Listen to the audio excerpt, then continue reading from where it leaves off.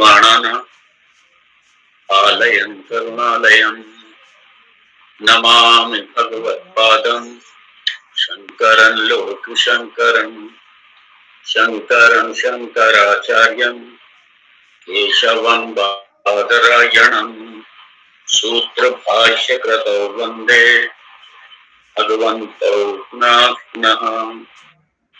ईश्वरो गुरुरात्मेति मूर्तिभेद विभागिने व्योमवद्व्याप्तदेहाय दक्षिणामूर्तये नमः।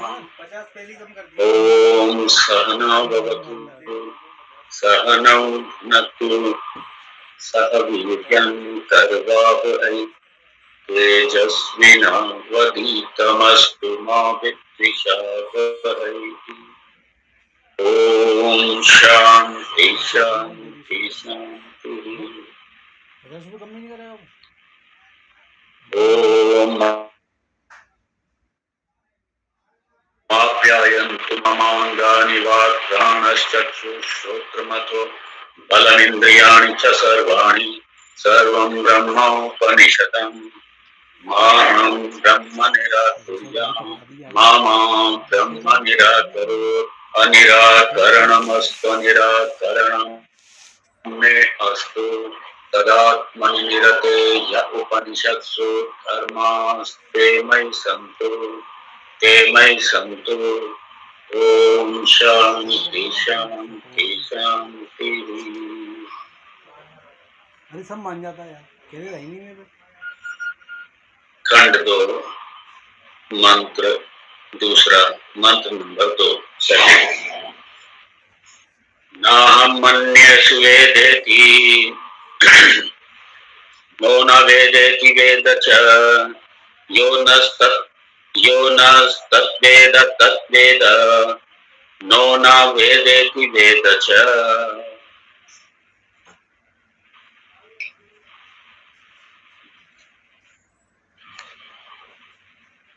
जिस शैली में गुरुदेव ने पूछा था उसी शैली में जवाब दे दिया और उसी शैली में जवाब देने का उत्तर देने का एक कारण ये भी है क्योंकि यदि ये शैली बदल देते तो गुरुजी समझते ये पता नहीं क्या समझ गए। तो जिस शैली में गुरुजी ने पूछा उसी शैली में इन्होंने जवाब दिया और ये जवाब हम लोगों ने देखा, बड़ा स्पष्ट जवाब दिया।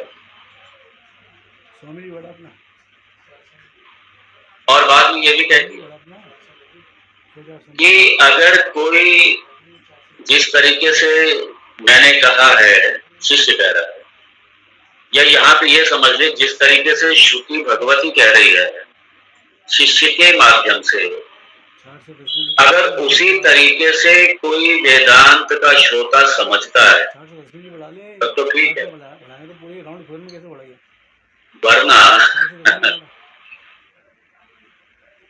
वरना मुश्किल है, वरना नहीं समझा। 410 बढ़ा ले। इसलिए 430 कर 430 फॉर्मली बढ़ाएगा 430 में ये बढ़ा। ब्रह्म जो है ये हे और उपादेय दोनों में नहीं। 430 में बढ़ा, त्याज्य नहीं है और ग्रहण करने योग्य नहीं।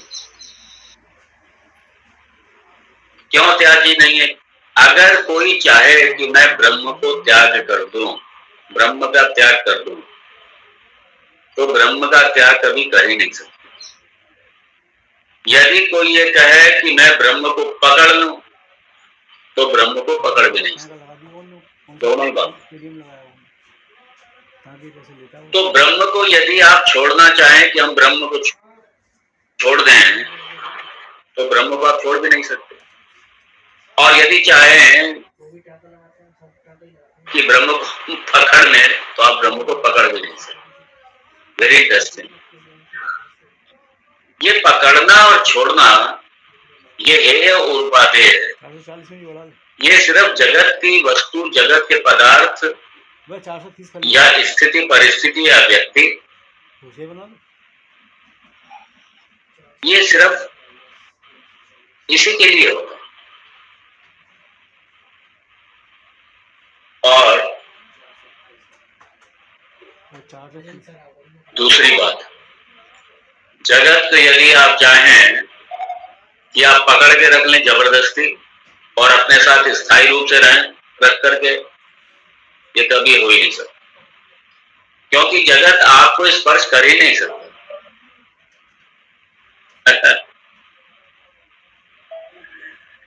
सामान्यतः क्या हो रहा है,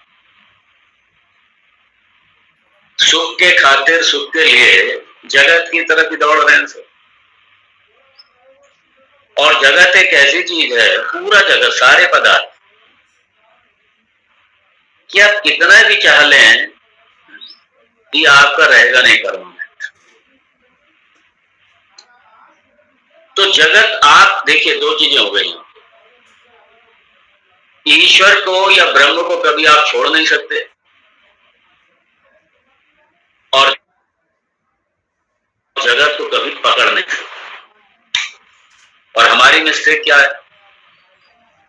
हमारी मिस्टेक यह है कि हम जगत को पकड़े रखना चाहते हैं और ब्रह्म को अपने से अतिरिक्त हम इस जगत में ढूंढना चाहते हैं, जगत में पाना चाहते हैं। तोड़े सब गिरा देना, सब तोड़। तो जगह नहीं, घुस जाता उसमें, बिल्कुल जगह नहीं, जगह करे तब तो। इसलिए जो कुछ पकड़ा जा सकता है या जो कुछ छोड़ा जा सकता है, वो सारे का सारा क्या है? विषय है। वो सारा विषय है, मतलब वो सारा जगत ही है। और उस जगत का जो अधिष्ठान है वो क्या है? वो ब्रह्म है।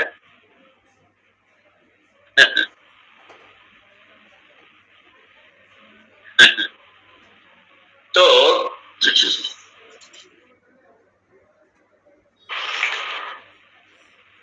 अच्छा, देखिए, जो अपने से अन्य वस्तु होती है वो पकड़ी भी जा सकती है और छोड़ी भी जा सकती है। वो मालूम पड़ती भी है और वो मालूम नहीं भी पड़ती है। वो छोड़ी जा सकती है, पकड़ी जा सकती है, वो ज्ञात हो सकती है, अज्ञात हो सकती है, व्यक्त हो सकती है, अव्यक्त हो सकती है, जो अपने से अलग होगी। और जो ज्ञात अज्ञात दोनों का साक्षी है, अर्थात जो अपना आपा ही है। तो इसलिए ब्रह्म ना तो ज्ञात में है, ना अज्ञात में है, ना व्यक्त में है, ना अव्यक्त में है। वो अधिष्ठान रूप से मेरा अपना आपा, मैं ही हूँ ब्रह्म। और मैं अपने आप को नहीं छोड़ सकता। मतलब मेरा जो अपना आपा, ये आत्म तत्व, ये ब्रह्म तत्व है, ये एक क्षण के लिए भी मेरे से अलग नहीं, क्योंकि मेरा अपना आपा है, मेरा अपना स्वरूप है। एक क्षण के लिए भी अलग नहीं है, एक पल के लिए भी अलग नहीं है, एक इंच के लिए भी दूर नहीं है। बड़े मजे की बात, एक इंच के लिए भी दूर। और हम इसे छोड़ना भी चाहें तो हम नहीं छोड़ सकते, और पकड़ना भी चाहे नहीं पकड़ सकते। क्यों? अपना आप है, अपने आप को आप क्या पकड़ेंगे? ये तो पकड़ा पकड़ाया है, ये पकड़ा पकड़ा है, इसे आप छोड़ नहीं सकते। आप सारे जगत को छोड़ सकते, लेकिन अपने आपा को, आप आत्म तत्व को नहीं छोड़ सकते, अर्थात ब्रह्म को नहीं छोड़ सकते। और एक सेकंड के लिए भी ब्रह्म आपसे दूर नहीं है। इसलिए जो ये ब्रह्म को हम अनुभव करेंगे, लोग ये समझते हैं कि ब्रह्म कहीं पता नहीं कोई एक कोई बड़ी विचित्र, कोई बड़ी एक रहस्यमय चीज है, कोई रहस्यमय चीज है जो ध्यान में मेडिटेशन में बैठेंगे और ब्रह्म का अनुभव करें।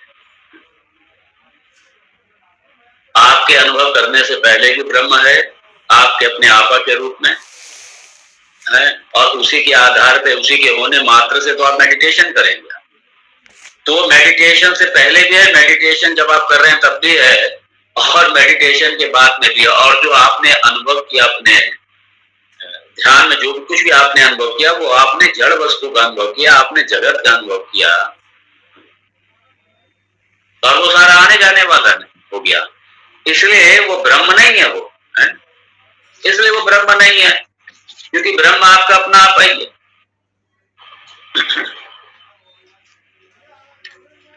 तो ब्रह्म अपना है, इसीलिए ये लोग ये समझते हैं कि हम साक्षात्कार करेंगे, ब्रह्म का साक्षात्कार करेंगे, ब्रह्म की अनुभूति करेंगे, ब्रह्म की अनुभूति करेंगे, ब्रह्म का साक्षात्कार करेंगे। अरे भाई, ब्रह्म का साक्षात्कार तो है ही, ब्रह्म तो अभी है इसी समय और आपके अपने स्वरूप में है।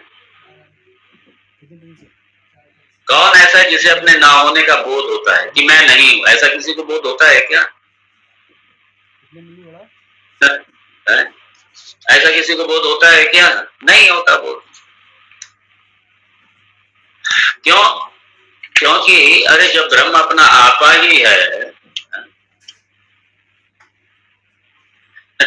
इसलिए ये बड़ी एक विचित्र बात है।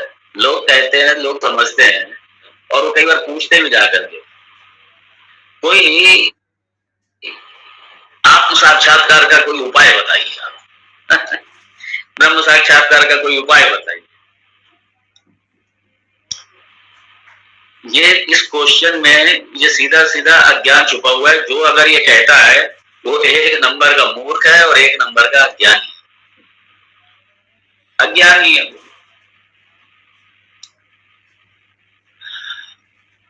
अरे आत्म साक्षात्कार का कोई उपाय नहीं होता। क्यों नहीं होता? क्योंकि आत्मा आपके स्वयं का, आपका अपना साक्षात्कार स्वरूप है। आत्मा स्वयं ही या ब्रह्मा स्वयं ही साक्षात्कार स्वरूप है और उसी को ही सबका साक्षात्कार हो रहा है। समझ लीजिए आप, उसी को यानी आपको ही, यहाँ पे समझ लीजिए निरुपाधिक रूप से जो आत्म तत्व है, मैं उसके लिए आप शब्द प्रयोग कर रहा हूं, औपाधिक वाला नहीं। तो जो निरुपाधिक तत्व है, जो निरुपाधिक रूप से आत्म तत्व है, जो आपका अपना आपा ही है, उसी को ही तो, अर्थात आपको ही तो सारा साक्षात्कार हो रहा है। कोई अगर उपाय होगा उसके लिए आप साक्षी, आप सबके साक्षी।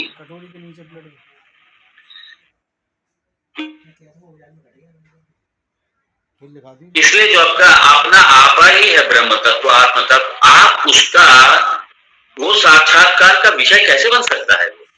यहाँ इसी मंत्र में, दूसरे मंत्र में, पहले मंत्र में इसी को काटा गया।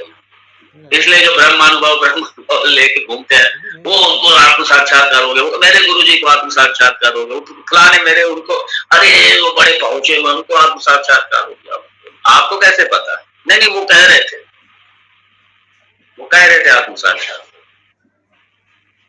ये सारे जो ये जो इस तरीके के जो कंसेप्ट हैं, ये इन मंत्रों के माध्यम से समझिए। इसलिए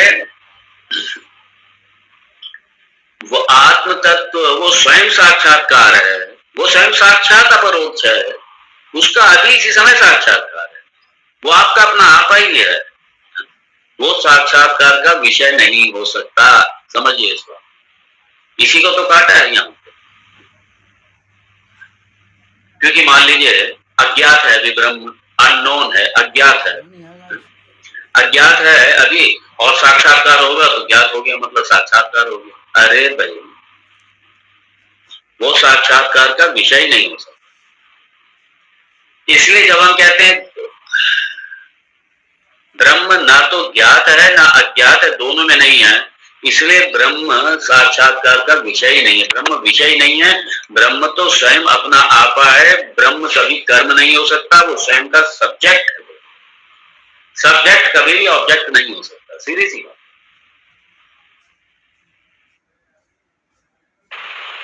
अरे आप कोई भी अनुभव करने बैठे, मान लीजिए आप मेडिटेशन करने बैठे, आप मेडिटेशन करने बैठे, आपका अपना आपा होने की वजह से वो आपके मन की सारी प्रक्रिया का साक्षी है। वो आपके मन की शांति अशांति और मन की जितने भी आपके होने वाले अनुभव है सबका वो साक्षी है। तो मेडिटेशन से पहले भी था, जब आप मेडिटेशन कर रहे हैं तब भी है वो आपके रूप में, और मेडिटेशन आपने खत्म किया उसके बाद में भी वो है, वो कहीं नहीं गया। इसलिए ये साक्षात्कार का विषय नहीं है, ब्रह्म साक्षात्कार का विषय नहीं है, आत्म साक्षात्कार का विषय नहीं है। आत्मा ये आपका अपना आपा ही है। इसीलिए जो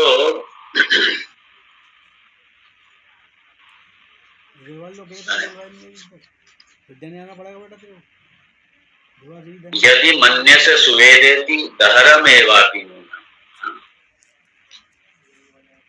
यदि कोई ये जानता है कि मैं बहुत अच्छी तरह से जानता हूं, तो समझ लो कुछ भी नहीं जानते।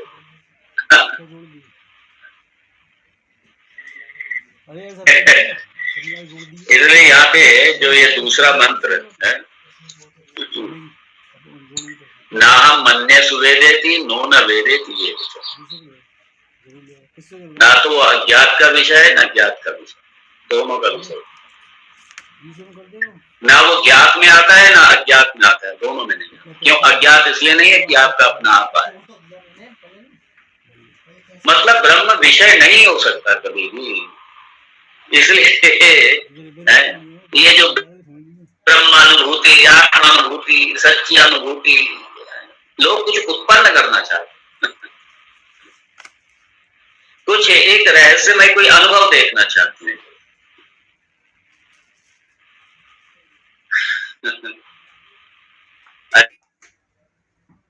अरे ब्रह्म आपका अपना आपा ही है।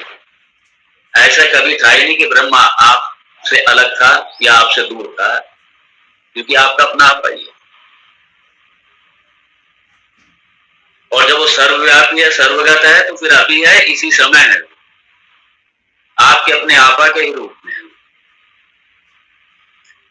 जब वो सर्वत्र है तो फिर अभी है यही, अगर वो अभी नहीं है तो फिर वो कभी नहीं है। और अगर वो बाद में है और अभी नहीं है तब भी ब्रह्म नहीं है, अभी है बाद में नहीं है तब भी ब्रह्म नहीं है। जो अभी नहीं है वो कभी नहीं है फिर।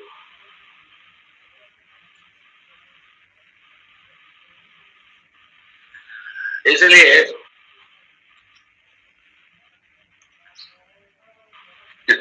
वो ब्रह्म को, ब्रह्म की एक अलग से कोई अनुभूति करना चाहते हैं, ब्रह्म की अलग से अनुभूति करेंगे।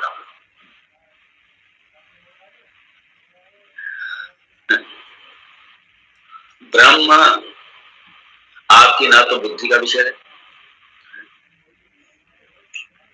और ब्रह्म कभी विषय हो भी नहीं सकता। ब्रह्म कभी विषय हो भी नहीं सकता।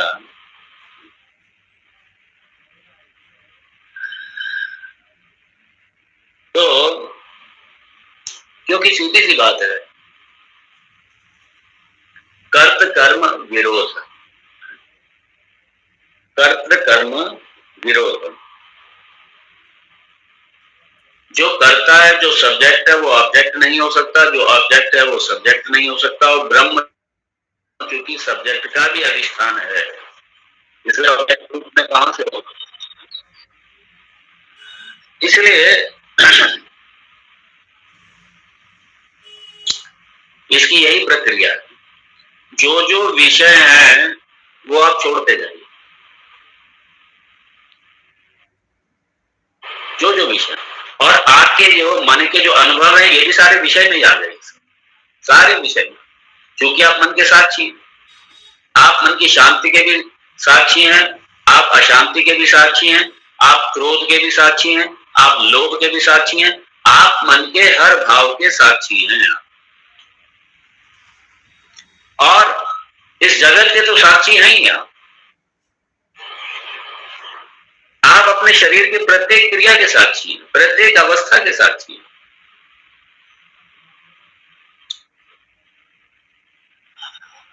इसलिए ये सारे दृश्य आप बात कीजिए, दृश्य विवेक जब आपने कभी श्रवण किया उसको लाइए सामने, और जिसका कभी बात नहीं होता, जो आपका अपना आपा ही है, अरे वो साक्षात्कार स्वरूप ही है भाई, उसका क्या साक्षात्कार, वो साक्षात्कार स्वरूप ही है, उसका हर समय साक्षात्कार, उसका हर समय साक्षात्कार है। तो इसलिए विषय करण ये सारा छोड़ दिया, और चूंकि अपने आत्म तत्व जो अपना साक्षी, आपका अपना आपा जो स्वयं आप ही है, जो आत्म तत्व है, तो वहां पे ना कोई देश है, ना कोई काल है, ना कोई वस्तु है, ना कोई उसका ओर है, ना कोई उसका छोर, ना आदि है ना अंत है, और वो आपके सिवाय दूसरा कुछ है ही नहीं। वो देश से भी अपरिचिन्न है, काल से भी अपरिचिन्न है, और वस्तु से भी अपरिचिन्न है, लिमिटलेस है।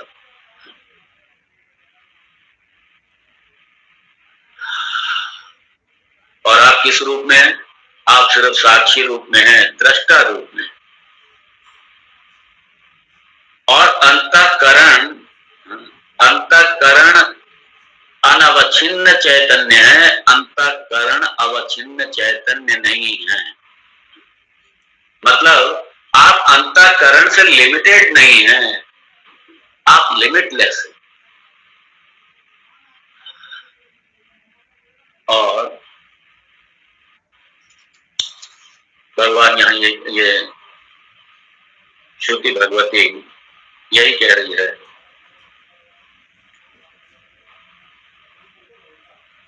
कि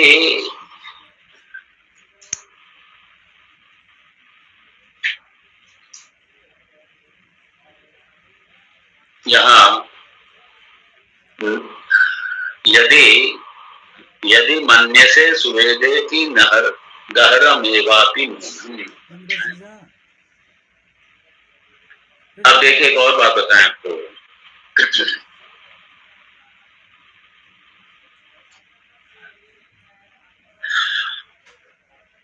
श्रुति भगवती ये कह रही है, यदि कोई ये कहता है कि मैंने ब्रह्म को जान लिया, तो सही बात यह है उसने ब्रह्म को नहीं जाना, क्योंकि ब्रह्म विषय ही नहीं है। और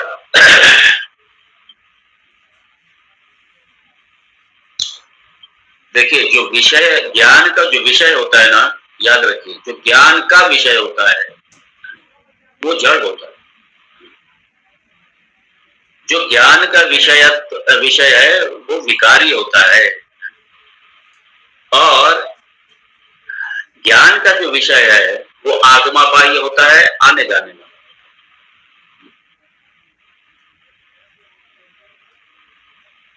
और ये ब्रह्म या आत्म तत्व ऐसा नहीं है जैसे हमने घट को, पट को, या हमने जो हमारे सामने जितने ऑब्जेक्ट रखे हुए हैं, जितनी वस्तुएं दिखाई दे रही हैं, हमने उस तरीके से अपनी अंतःकरण की वृत्ति से, हमने अंतःकरण की वृत्ति से उनको लेकर के और अपने अंदर डाल दिया। ऐसा नहीं। और सामान्यतः क्या होता है, हम जब किसी वस्तु को जानते हैं तो अपनी वृत्ति से जानते हैं। सारी वस्तुएं हम अपनी वृत्ति से जानते हैं। वृत्ति मतलब हमारा थॉट, हमारी अंदर जो अंतःकरण की जो वृत्ति है हमारी, वो इंद्रियों के माध्यम से जाकर के और विषयों को व्याप्त करके, और उसके बाद में हमें पता चलता है कि फलाना विषय है सामने रखा, फलानी वस्तु है रखी हुई सामने। और ब्रह्म जो है हमारे पास ऐसी वृत्ति नहीं है कोई जो ब्रह्म को व्याप्त करके और ब्रह्म को जान जाए। ये डिफरेंस है ब्रह्म को जानने में और दूसरे को जानने में, जगत को जानने में।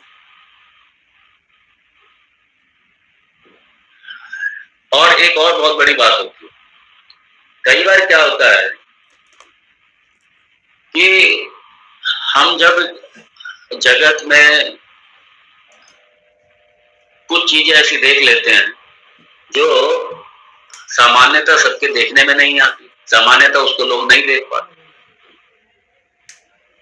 जैसे कि अमरनाथ दर्शन करने जा रहे हैं, लौट के आते हैं, फिर क्योंकि उन्हें मालूम है कि अमरनाथ को सब तो जा नहीं पा रहे, सब जाते भी नहीं,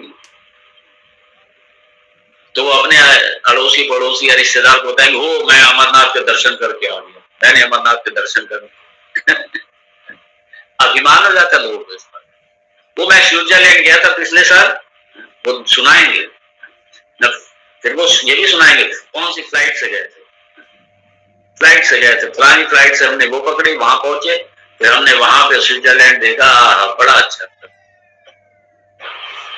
फिर वो 4 लोगों को सुनाएंगे, हम स्विट्जरलैंड होकर के आए, हम वो देख करके आए, वो देख करके आए, वो देख करके आए। और कुछ लोग ऐसे होते हैं फिर वो इंफीरियरिटी कॉम्प्लेक्स में आ जाते हैं, तो बताओ यार हम तो कहीं जा ही नहीं पाते, ये तो दुनिया घूम रहे हैं और हम कहीं जा ही नहीं पाते, हमारे पास इतना पैसा ही नहीं है। वो काम में एक इंफीरियरिटी कॉम्प्लेक्स में आ जाता है। तो एक सुपीरियरिटी कॉम्प्लेक्स में जीता अभिमान करता है, सुपीरियरिटी कॉम्प्लेक्स का मतलब ही अभिमान। और ऐसे ये जो ब्रह्म साक्षात्कार कर लिया, ब्रह्म अनुभव कर लिया, ये उनका भी एक अभिमान हो जाता है, वो मैंने ब्रह्म साक्षात्कार कर लिया, ब्रह्म का अनुभव कर लिया। उनको अभिमान ना हो तो उनके संबंधियों को, उनके शिष्यों को हो जाता है, उनके अपनों को हो जाता है, और उन्हें पता ही नहीं कि है क्या, ये आत्म साक्षात्कार है क्या, ये ब्रह्म साक्षात्कार है क्या। लेकिन ये शब्द है, हवा में घूम रहे हैं सारे, बिना समझे हवा में घूम रहे हैं सारे।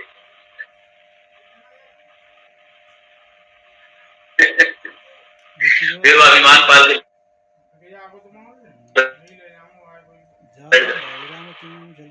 फिर वो अपना कहीं होर्डिंग लगाएंगे ना कोई कार्यक्रम होगा, तो उसमें लिखा होगा मोटे मोटे अक्षरों में, ब्रह्म साक्षात्कारी महात्मा सो एंड सो, ब्रह्म अनुभूति किए हुए महात्मा, ब्रह्म साक्षात्कार किए हुए महात्मा so and so. Very interesting,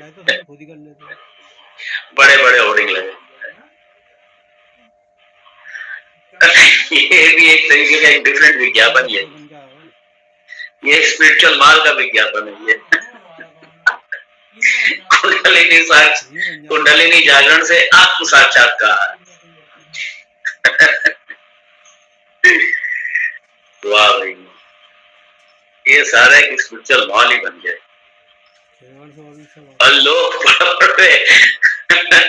लोग बोले, उन्हें कुछ पता ही नहीं, उन्हें कुछ पता ही नहीं है।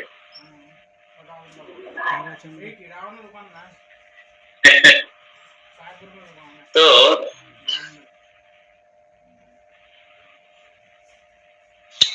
अरे अपना जो आपा है ना वही ब्रह्म है, वो दृश्य नहीं हो सकता, इसलिए वो किसी भी अपने से अलग कोई घटना में घटित होने वाला कोई अनुभव नहीं है।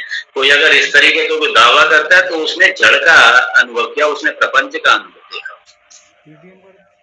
और वो तो आने जाने वाला होगा, आगमापाई हो गया। ब्रह्म तो नित्य है और ब्रह्म सर्वव्यापी है, वो ऐसा समय कोई था ही नहीं जब ब्रह्म है ही नहीं, ऐसा कोई काल नहीं है जब ब्रह्म है नहीं, ऐसा कोई देश नहीं है जब ब्रह्म है नहीं, ऐसा कोई व्यक्ति, ऐसा कोई वस्तु ही नहीं है जहां ब्रह्म नहीं है, जो ब्रह्म नहीं है।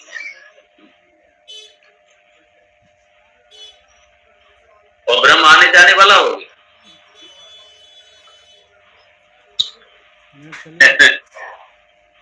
तो इसलिए अगर कोई ये कहता है कि मैंने ब्रह्म को जाना, तो ये उसकी कपोल कल्पना ही है, बस कपोल कल्पना। क्योंकि जिस वृत्ति से जाना, जिस थॉट से जाना, वो थॉट स्वयं में ही क्या है, परिचिन्न है। हमारी पूरी प्योरिटी गारंटी है, 75.5 है तो 75.5 प्लस बैठा। और एक और मजे की बात कि मान लीजिए कोई सामने वस्तु रखी है और वस्तु देखने वाला वस्तु से हमेशा भिन्न होता है, 50, 55, 60 वस्तु देखने वाला वस्तु से भिन्न होता है। और अगर किसी ने अपने से अलग ब्रह्म का कहीं कोई अनुभव किया, कहीं कोई देखा है, तो वो ब्रह्म नहीं हुआ। वो ब्रह्म कहां से हुआ? तो जो ब्रह्म को देखने वाला है वो ब्रह्म से अपने आप न्यारा हो जाएगा, ब्रह्म से अलग हो जाएगा। तो ये एक अलग तरीके की प्रॉब्लम क्रिएट हो जाएगी, क्योंकि ब्रह्म फिर वो आने जाने वाला हो गया और सारे ब्रह्म के जो लक्षण है सारे समाप्त हो जाएंगे, खत्म हो जाएंगे सारे। तो अब आप देखिए, सामने रखी वस्तु वो जड़ है, ध्यान दीजिए। कोई भी सामने वस्तु, मन में, इसलिए मन का कोई भी अनुभव है, कोई भी सामने है, वो सारे का सारा जड़ है। और प्रकाशित किससे हो रहा है? ब्रह्म से ही प्रकाशित हो रहा है, आत्मा से प्रकाशित हो रहा है, ब्रह्म से प्रकाशित हो रहा है, या ये कहीं चेतन तत्व से प्रकाशित। देखिए, चेतन तत्व, ब्रह्म तत्व, आत्म तत्व, ये सब पर्यायवाची। ये जैसा प्रसंग होता है कई बार वैसा शब्द प्रयोग कर दिया जाता है, लेकिन ये सारे पर्यायवाची। तो सामने जो वस्तु है वो चेतन से प्रकाशित हो रही है, ब्रह्म तत्व से प्रकाशित हो रही है, आत्म तत्व से प्रकाशित हो रही है। यही चेतन तत्व, ध्यान देना, यही चेतन आत्मा, यही चेतन ब्रह्म, ये मान लीजिए नेत्र के द्वारा, नेत्र वृत्ति के द्वारा सामने जाकर के, मान लीजिए आपके कोई मोबाइल सामने रखा, उसमें जाकर के वो व्याप्त हो गया, ठीक है। और उसके बाद में जब हमने सामने आपने अपने मोबाइल को देखा, तो मोबाइल की जो शक्ल सूरत है, नाम रूप है, वो सारे का सारा आपके मन में आ गया, आपके नेत्रों के माध्यम से आपके मन में आ गया। और उसके बाद में मोबाइल आकार वृत्ति बन गई। तो सामने जो दिखाई देने वाला मोबाइल है और उस पर जो वृत्ति, जिस वृत्ति के माध्यम से उसने देखा, वो दोनों के दोनों आपके अंतःकरण में है। आपका मोबाइल वो भी अंतःकरण में है, और जो वृत्ति है, मोबाइल का जो आकार लिया जिस वृत्ति ने, वो भी आपके कहां पे आ गई? अंतःकरण में। और जो चैतन्य देखिए, चैतन्य दोनों जगह है, वो वृत्ति में भी है, और जो घटाकार, ये जो आपका मोबाइल की उदाहरण है, तो मोबाइल आकार जो वृत्ति है, तो मोबाइल से अवच्छिन्न, मतलब लिमिटेड। तो दोनों जगह जो वृत्ति है क्या हुई? दोनों जगह वो लिमिटेड है, वो चैतन्य दोनों जगह व्याप्त है, ध्यान देना, क्योंकि उसी के आधार पे हुआ है सब। तो हम अपने मन में सामने कोई वस्तु जो देख रहे हैं, मान लीजिए कि मोबाइल का उदाहरण है, मोबाइल देखते हैं, तो मोबाइल देखने वाली वृत्ति, हाँ, और सामने रखा मोबाइल, ये दोनों का साक्षी कौन है? मैं ही हूं भाई, दोनों का साक्षी मैं ही। क्योंकि मुझ में मोबाइल भी दिख रहा है, और मोबाइल का जो आकार लिए हुए जो वृत्ति है, उस वृत्ति का दोनों का साक्षी मैं हूं। तो यहाँ ध्यान देना, चैतन्य दो नहीं है, चैतन्य एक ही है, चैतन्य एक ही है। वो जो आत्म चैतन्य, ब्रह्म चैतन्य, वो एक ही है। तो आपकी मनोवृत्ति, और मनोवृत्ति में जो मोबाइल है मान लीजिए सामने, वो दोनों कोई अलग अलग स्थान पे नहीं रहते हैं, तो दोनों के दोनों आपके मन में ही है, एक ही स्थान में है। और दोनों का साक्षी क्या है? वो आप दोनों का साक्षी हैं। आप जो चेतन तत्व रूप से, आत्म तत्व रूप से हैं, आप दोनों के साक्षी हैं, और चेतन एक ही है। इसीलिए मोटे शब्दों में समझिए तो जो हमारी जो वृत्ति है? हमारी वृत्ति का प्रपंच स्वरूप, प्रपंच का आकार लेना, हमारी वृत्ति का प्रपंच का सामने आकार लेना, यही प्रपंच का ज्ञान है। और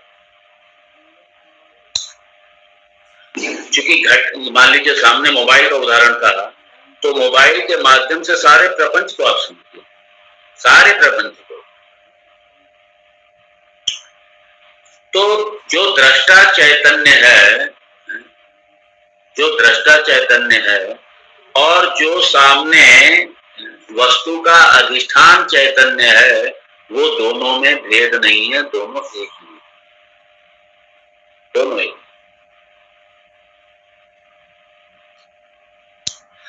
अब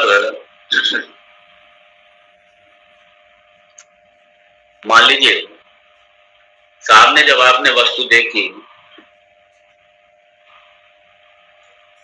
जैसे मान लीजिए कोई अंधेरा है, आपने टॉर्च ले गए, अंधकार दूर हुआ और वहां पे तो नीचे आप वस्तु देखना चाहते हैं, कोई भी मान लीजिए आप अपनी अटैची ढूंढ रहे हैं, कुछ भी ढूंढ रहे हैं, सामने आपका अंधेरा है, कमरे में अंधेरा और आप कोई अपनी अटैची ढूंढना चाह रहे हैं, आप अटैची, तो आपने लाइट जलाई, आपको अटैची आपको दिख गई। अटैची को देखने में यहाँ पे दो क्रियाएं हुई हैं, एक तो अंधकार निवृत्त हुआ, एक तो ये क्रिया हुई। दूसरा जो हमारी चक्षु वृत्ति है, हमारी जो नेत्र वृत्ति है, जो चक्षु वृत्ति है, वो जाकर के अटैची में व्याप्त हो गई। और फिर क्या ज्ञान हुआ आपको? अरे ये अटैची है, ये अटैची है। तो एक तो आपने अपनी अटैची को जान लिया, ये ज्ञान हुआ। और जब अंधकार की निवृत्ति हुई तो ये ज्ञान हुआ कि ये अटैची है। ध्यान देना यहाँ पे। और फिर तीसरा एक और होगा, आपको ये भान होगा, क्या भान होगा? कि मैंने अटैची को जान लिया। जो आपके बेड के नीचे जो अटैची रखी थी उसको आपने जान लिया। तो यहाँ पे तीन चीजें हुई, एक तो आपके अंधकार की निवृत्ति हुई, आपको सामने दिखाई दी चीज आपको, तो वहां पे आपकी वृत्ति व्याप्त हुई और ये ज्ञान हुआ कि ये अटैची है और अटैची को जानने वाला मैं हूं, ये हुआ।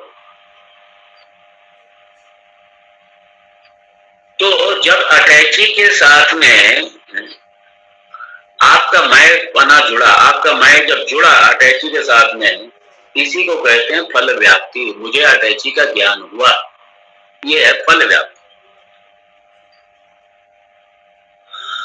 और जब आपके कमरे के अंधकार की निवृत्ति हुई तो खाली आपने देखा अटैची रखी हुई है और अटैची रखी है, अटैची में आपकी वृत्ति व्याप्त हो गई, इसे बोलते हैं वृत्ति व्याप्ति। और जब आपको ये ज्ञान हुआ कि ये अटैची है, ये मेरी अटैची है, इसी को कहते हैं फल व्याप्ति। तो ये देखिए, जगत के ज्ञान में दो चीजें होती हैं इस प्रणाली में, एक वृत्ति व्याप्ति होती है, एक फल व्याप्ति।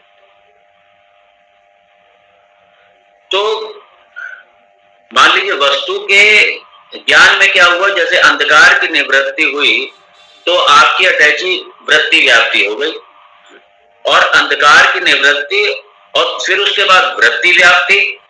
ये मतलब ऐसा नहीं कि इसमें समय लगता है, ये एक ही क्षण में हो जाएगी। तो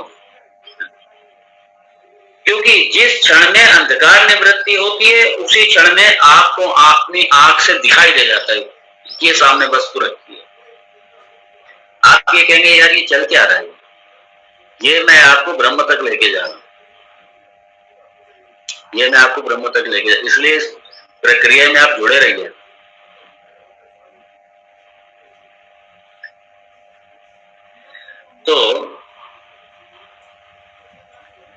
ब्रह्म ज्ञान में ऐसा नहीं होता। ब्रह्म ज्ञान में क्योंकि ब्रह्म ज्ञान में इसलिए नहीं होता है ऐसा, ब्रह्म आपका अपना स्वरूप है। तो ब्रह्म ज्ञान में क्या होता है, फल व्याप्ति नहीं होती। वृत्ति व्याप्ति तो होती है लेकिन फल व्याप्ति नहीं होती। जगत के ज्ञान में और अपने स्वयं के ज्ञान में ये फर्क है।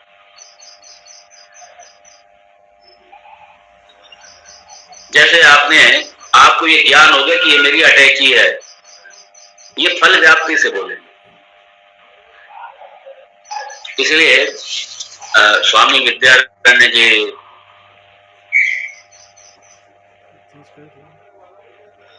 फल व्याप्तित्वम एव अयम शास्त्रकृत निरावृतम ब्रह्मणो अज्ञान नाशाय वृत्ति व्याप्ति अपेक्षिता।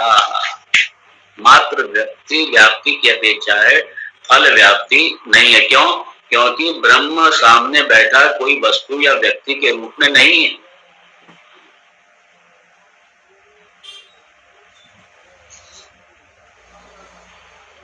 क्योंकि जैसे ही अज्ञान का नाश हुआ, जब अज्ञान का नाश हुआ अर्थात मैंने अहम ब्रह्मास्मि, मुझे इसका बोध हुआ, अर्थात मैंने ब्रह्म को जाना अपने स्वरूप में, तो उसके बाद में फल व्याप्ति क्या होगी? नहीं होगी, क्योंकि ब्रह्म मेरा अपना स्वरूप है, दूसरा है ही नहीं। अटैची तो मेरे अपने से अलग है, इसलिए फल व्याप्ति वहां पे होगी। और ब्रह्म तो मेरा अपना आपा ही है, मेरा अपना आपा होने से ये नहीं होगी कि मैंने ब्रह्म को जाना। ना गड़बड़ हो जाएगा। इसीलिए जो वृत्ति व्याप्ति है वो तो अज्ञान का नाश करेगी, लेकिन फल व्याप्ति मतलब क्या? मैंने इस चीज को जान लिया, जैसे वैसे मैंने ब्रह्म को भी जान लिया, मतलब अपने से अलग ब्रह्म को भी जान लिया। अब आप सुनिए, हो क्या रहा है, जो अपने आज तक हम क्या अज्ञान अवस्था में मैं अपने आप को ब्रह्म के रूप में जानता ही नहीं हूं, ये तो अज्ञान है ना। और वो अज्ञान जब तत्वमस्यादि महावाक्यों के द्वारा, वेदांत के ज्ञान के द्वारा जब वो अज्ञान नष्ट हो जाता है, और कैसे होता है, वो जो महावाक्य जन्य जो ब्रह्माकार वृत्ति, उससे जब अज्ञान निवृत्त हो जाता है, तो फिर ये थोड़ी उत्पत्ति होगी कि मैंने ब्रह्म को, अभिमान ही नहीं होगा। यह क्यों? क्योंकि फल व्याप्ति नहीं होती। ब्रह्म जाना नहीं गया, बल्कि ब्रह्म जानने वाला क्यों? मतलब ब्रह्म को जानने वाला मैं नहीं बना, क्योंकि ब्रह्म का कोई सामने प्रपंच की किसी वस्तु की तरह कोई आकार नहीं है। इसलिए वस्तुतः ब्रह्माकार जो वस्तु है वो भी एक मिथ्या वृत्ति है। और चूंकि क्योंकि मैं ब्रह्म नहीं हूं, ऐसा तो है नहीं, हूं तो मैं ब्रह्म ही, लेकिन मैंने कल्पना से अपने आप को जी मान रखा है, कल्पना से। तो जो मिथ्या वृत्ति उत्पन्न हुई, वो मेरी इस मिथ्या कल्पना की निवृत्ति के लिए ही अर्थात मिथ्या वृत्ति क्यों? क्योंकि अज्ञान है। तो अज्ञान रूपी कल्पित मिथ्या वृत्ति की निवृत्ति के लिए ही एक कल्पित वृत्ति की उत्पत्ति की गई। और इसलिए जो मेरी अज्ञान से भरी हुई जो मेरी कल्पना थी, उस अज्ञान से भरी मेरी कल्पना को क्या कि मैं जीव हूं, मैं ब्रह्म नहीं हूं, ये जो कल्पना कर रखी थी, तो ब्रह्माकार वृत्ति ने उठा के इस वृत्ति का बाध कर दिया, मेरे इस अज्ञान का नाश कर दिया, इस कल्पित अज्ञान का नाश कर दिया, क्योंकि अज्ञान भी तो कल्पित ही है। इस कल्पित अज्ञान का नाश कर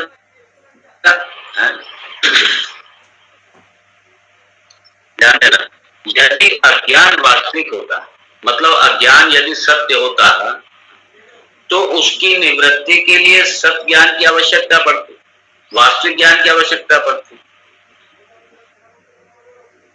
कि बिना किसी के प्रमाण के ही अज्ञान की, और अज्ञान किसी प्रमाण से सिद्ध नहीं होता, ये प्रमाण से सिद्ध नहीं होता ज्ञान, ये अपना स्वयं का अनुभव है कि भाई मैं नहीं जानता, मैं बहुत सी चीजों को नहीं जानता, मैं ब्रह्म को भी नहीं जानता, सीधी सी बात, ये अपने स्वयं का अनुभव सिद्ध है। तो जैसे बिना किसी प्रमाण के अज्ञान की कल्पना हो गई और ये अपने को बराबर सता रहे, और हम भी सताए जा रहे हैं जन्मों से उसके द्वारा, तो इसकी कल्पना इस ऐसे ही इस अज्ञान रूपी कल्पना की निवृत्ति के लिए ये कल्पित ब्रह्माकार वृत्ति की उत्पत्ति की जरूरत पड़ती है। ध्यान देना।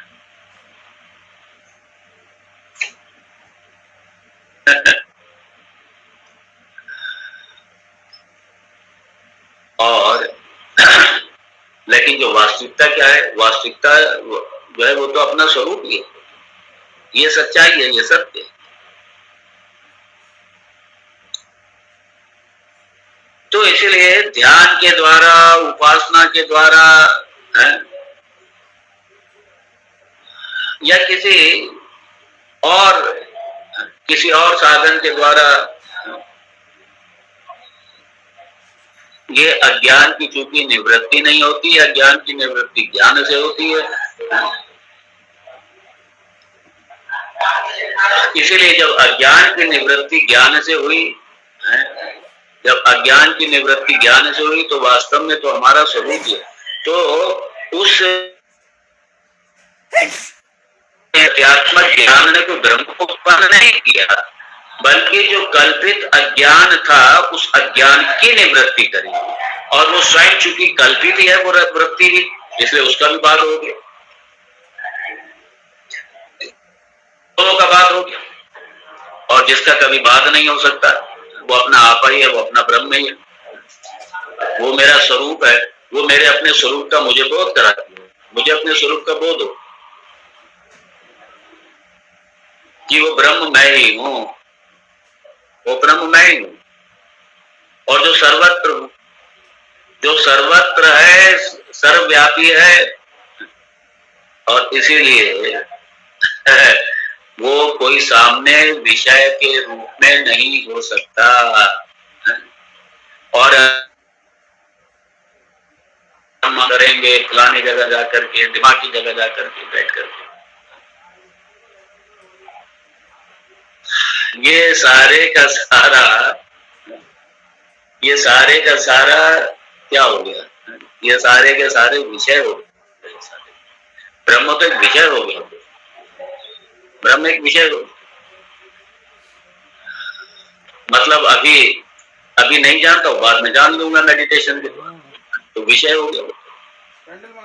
वो अभी अज्ञात है, बाद में ज्ञात में आ जाए, तो दो ही तरीके के हैं, या तो ज्ञात या अज्ञात। और ब्रह्म जो है वो ज्ञात से भी परे है, अज्ञात से भी परे है, न ज्ञात है ना अज्ञात, दोनों में नहीं। ब्रह्म तो दोनों में नहीं।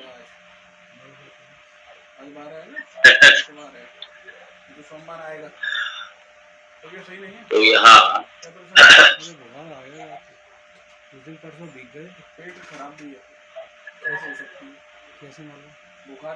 इसमें कई बार एक बड़ी भ्रांति है, भीगने से भी और कमसी भी हो सकती है, तो रहती है वो एक पत्ता ले जाया करो, 30-35 रुपए का आता है झंडू नित्यम, कि खा लो आयुर्वेदिक है, उससे पेट क्लीन रहेगा। जैसे कुछ लोग कहेंगे मेरे साथ हुआ, एक बार कोई सज्जन मुझसे मिलने आए, शाम को सोते वक्त सादा पानी से, मैं अपनी चांस की बात है, मैं अपनी उपासना में अपनी पूजा में बैठा हुआ था, बड़ा आश्चर्य हुआ। अरे और वो उसमें आप भी ब्रह्म को मानते, आप भी पूजा करते हैं आप? मैंने कहा क्यों, क्या गलत है? बाद में जब मैं फ्री हुआ मैंने कहा क्या गलत किया? वो नहीं आपने क्लास से उससे करके दे दी, हाथ से कर रहा, हाँ एक ही सही है बिल्कुल। मैंने कहा क्या दिक्कत क्या है, इसमें क्या दिक्कत? चांदी ले लो, सोने के पैसे बना। नहीं, आप तो ब्रह्म ज्ञानी हैं, आप तो वेदांती हैं, आपको ये सब ये भजन ये पूजन करने की क्या जरूरत है? आपको ये साकार की पूजा करने की जरूरत क्या है यार?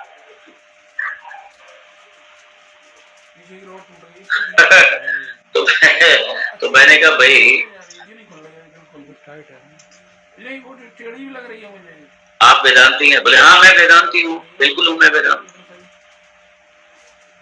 तो आप अभी भी मतलब अपने साकार को अपने निराकार से अलग मान रहे हैं, इसका मतलब खुल भी नहीं रहा, देखो आप अगर सही आप साकार निराकार को बिल्कुल अलग अलग मान रहे हैं।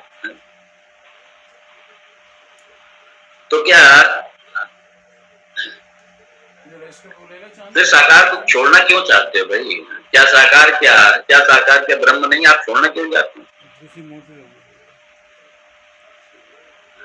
अगर आपको साकार छोड़ना चाहे, साकार से आपको इसका मतलब द्वेष है, साकार से आपको द्वेष है इसका मतलब। और जब आप कभी राग द्वेष ही बने हुए हैं अभी आपके, और चूंकि साकार का भी अधिष्ठान निराकार ही है, ब्रह्म ही है, तो आप उस साकार के पीछे उस अधिष्ठान को क्यों नहीं देख रहे? आप क्यों द्वेष कर रहे हैं साकार?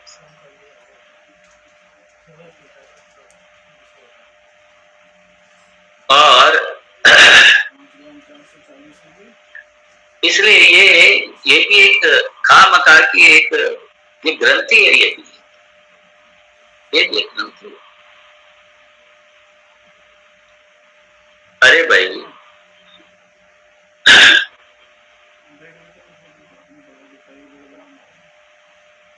मान लीजिए एक को ले जा रहा हूँ, उपासना में लगा भी है या नहीं भी लगा है, मान लीजिए एक ठीक है कि एक आलंबन है। अगर आलंबन है, अगर मान लीजिए कोई वेदांती भी अगर आलंबन लेकर के चल रहा है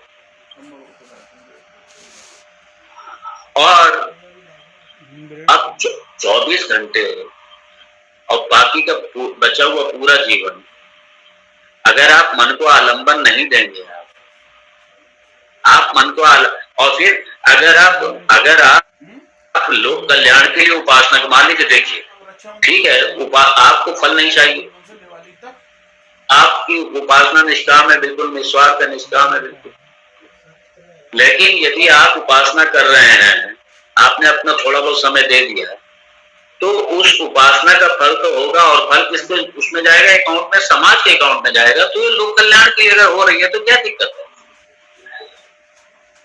क्या दिक्कत है?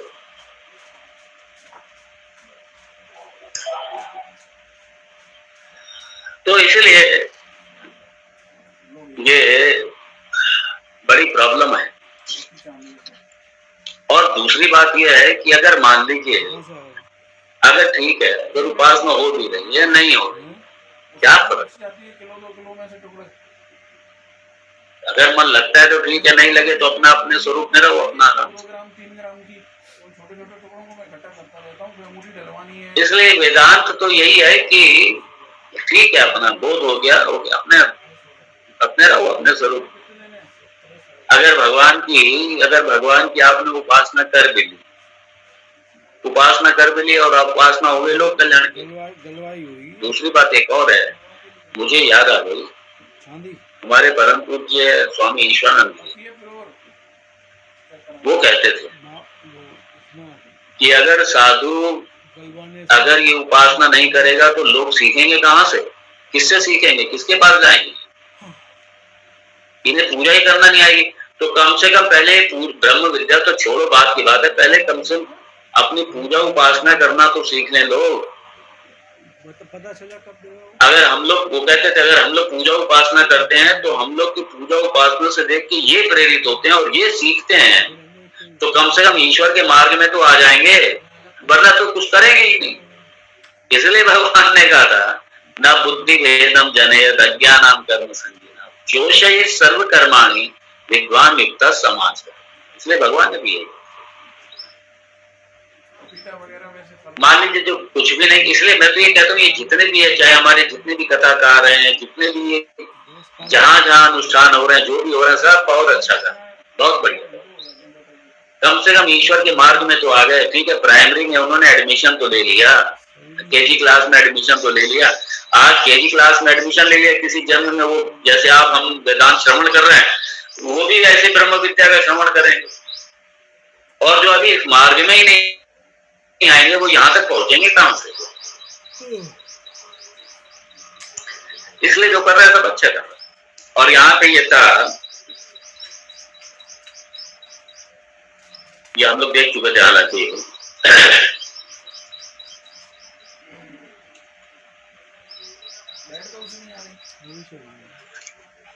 ना हम मन्य सुबह देती, मैं सिर्फ शब्दार्थ ही बता रहा हूँ, जो हम लोग देख चुके हैं। और चूंकि ब्रह्म विषय नहीं हो सकता, इसलिए ब्रह्म ना तो ज्ञात में आता है ना अज्ञात में आता है, ना नोन में आता है ना अननोन में आता है। ब्रह्म है नोवर। मैं परसों मैंने इसको बताया भी। इसलिए ये जो तीन कैटेगरी से इसको समझिए।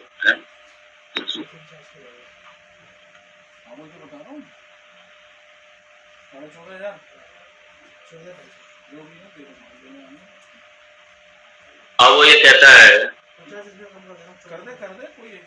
सुवे देती इति ना मन्ये। मैं ये बिल्कुल भी दावा नहीं करता कि मैं बहुत अच्छी तरह से ब्रह्म को जानता हूं। मैं ब्रह्म को बहुत अच्छी तरह से जान गया, मैं इस बात का दावा नहीं करता।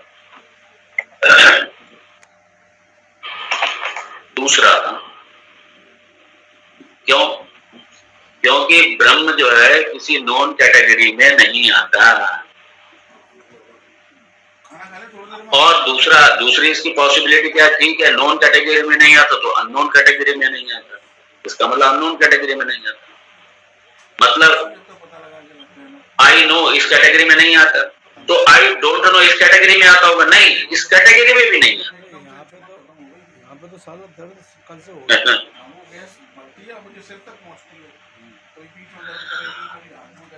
और दोनों में नहीं आता, ना नोन में आता ना अननोन में आता।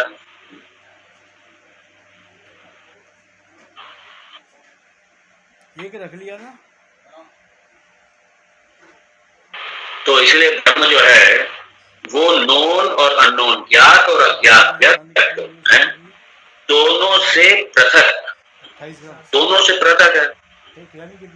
मतलब तीसरी कैटेगरी है कि ठीक है मैं ब्रह्म को समझता हूँ, वेद मैं समझता हूँ, मैं समझता हूँ। कैसे समझता हूँ मैं? कि तीसरी कैटेगरी है ब्रह्म नोवर है, ब्रह्म जानने वाला है, दृष्टा है, साक्षी है। और वो कौन है? वो कौन है? वही मैं हूं, वही स्वयं मैं हूं। इसलिए मैं ये भी नहीं कहता कि सुवेद है कि मैं बहुत अच्छी तरह जानता हूं, और ना वेद मैं नहीं जानता हूं, मैं ये भी नहीं कह रहा। मैं दोनों रूप में नहीं जानता। वेद जानता नहीं हूं। कैसे जानता हूं? नोवर रूप में जानता हूं, साक्षी रूप में जानता हूं, और वही मैं हूं, अर्थात मैं ही ब्रह्म हूं, क्योंकि इसके अलावा कोई संभावना ही नहीं, इसके अलावा कोई संभावना नहीं। इसलिए मैं ब्रह्म को जानता हूं, ब्रह्म को समझता हूं, ब्रह्म का मुझे बोध है। किस रूप में? नोन में नहीं है, अननोन में नहीं है, वो नोअर है। अरे 28वां मान यार, और वही मैं हूँ, और वही वही ब्रह्म हूँ, मैं ही ब्रह्म हूँ। 28 × 92 और यहाँ पे 25 300 सही है। श्रुति भगवती कह रही कि जो इस तरीके से ब्रह्म को जानता है वही वास्तव में जानता है। और यदि कोई इस तरीके से अगर किसी ने ब्रह्म को जाना है तभी वास्तव में उसने ब्रह्म को जाना है, बाकी ने ब्रह्म को नहीं जाना। बाकी ने ब्रह्म को नहीं जाना। क्यों? विदित अविदित से अन्य है। इसलिए जो शिष्यों में, हम शिष्यों में, क्योंकि गुरुकुल पद्धति है, गुरुकुल पद्धति है तो शिष्य से ही पूछा है गुरु ने, और गुरु शिष्य ने जवाब दिया। अब शिष्य कह रहा है कि अगर इस तरीके से ये जितने मेरे सामने जो शिष्य मेरे बैठे हैं, आपके हमारे गुरु भाई जो भी बैठे हमारे सामने, शिष्य कह रहा है अपने गुरु से, यदि इसी तरीके से अगर किसी ने समझा है तो वास्तव में वही जानता है। यहाँ ना जो हम में से, यहाँ मतलब जो कोई भी, ना मतलब हम में से, तत्वेद, इस तरीके से अगर कोई वो जानता है, तत्वेद वही जानता है। और यदि इससे कोई अतिरिक्त जानता है तो वो ना वेद, वो नहीं जानता, वो नहीं। अरे ऐसे ऐसी रहने बड़ा ही सुंदर। और अगले मंत्र में, अगला मंत्र बड़ा सुंदर है, क्योंकि ये जो आज जो मंत्र लिया है इसकी व्याख्या परसों हुई थी, और इसी को कल मैंने असल में बहुत बोला मैंने। अब क्या होता है, रिपीट तो होता नहीं है, और मुझे ये पता ही नहीं कल की कोई सुनने वाला ही नहीं। कल बड़ा अच्छा अनुभव रहा वो। एनीवे, तो ये जो तीसरा मंत्र है इसको देखेंगे। और आज ब्रह्म किस तरीके से नहीं हो सकता अपने अनुभव का विषय है। इसलिए जो किसी घटना का इंतजार करते हैं कि हम ब्रह्म का अनुभव करें, ये ब्रह्म का साक्षात्कार करेंगे, उनके लिए प्रार्थना करो कि हे भगवान इन्हें सद्बुद्धि दो, तो इन्हें सही परंपरा मिले विद्या सीखने की, तभी समझेंगे। इसलिए ये जो मंत्र है, ये मंत्र, ये सारे जितने कंसेप्ट हैं सबका बात करता है, क्योंकि ब्रह्म आपका अपना आपा ही है, ब्रह्म आपका अपना स्वरूप ही है, उसका हर समय साक्षात्कार है। वो नित्य साक्षात्कार है, अपने से अलग कभी नहीं होगा। इसलिए ब्रह्म का बोध कहो, अनुभव कहो, अपने मय के रूप में ही होगा। ये अहम ब्रह्मास्मि, यही ब्रह्म अनुभव है, यही ब्रह्म बोध है, इसके अलावा दूसरा कोई अनुभव ब्रह्म अनुभव नहीं। अहम ब्रह्मास्मि, इसी की यहाँ सिद्धि। जो कहा था पहले अध्याय में, जो पहले अध्याय में बार बार जो श्रुति भगवती ने कहे थे मंत्रों में,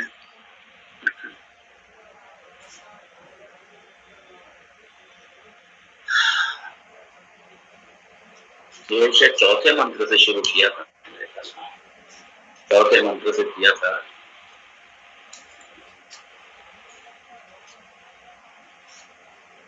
हाँ, तदेव ब्रह्म त्वं विद्धि, तदेव ब्रह्म त्वं विद्धि, वही आप ही ब्रह्म है, दूसरा कोई ब्रह्म नहीं है।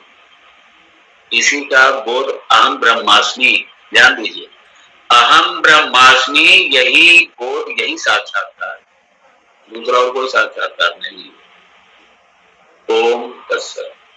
ओम पूर्णमदः पूर्णमिदं पूर्णात् पूर्णमुदच्यते पूर्णस्य पूर्णमादाय पूर्णमेवावशिष्यते। ओम शांति शांति शांति। शंकरं शंकराचार्यं केशवं बादरायणं सूत्रभाष्यकृतौ वन्दे भगवन्तौ पुनः पुनः। ईश्वरो गुरुरात्मेति मूर्तिभेदविभागिने व्योमवद्व्याप्तदेहाय दक्षिणामूर्तये नमः। ओम शांति शांति शांति। हरि ओम श्री गुरुभ्यो नमः। हरि ओम।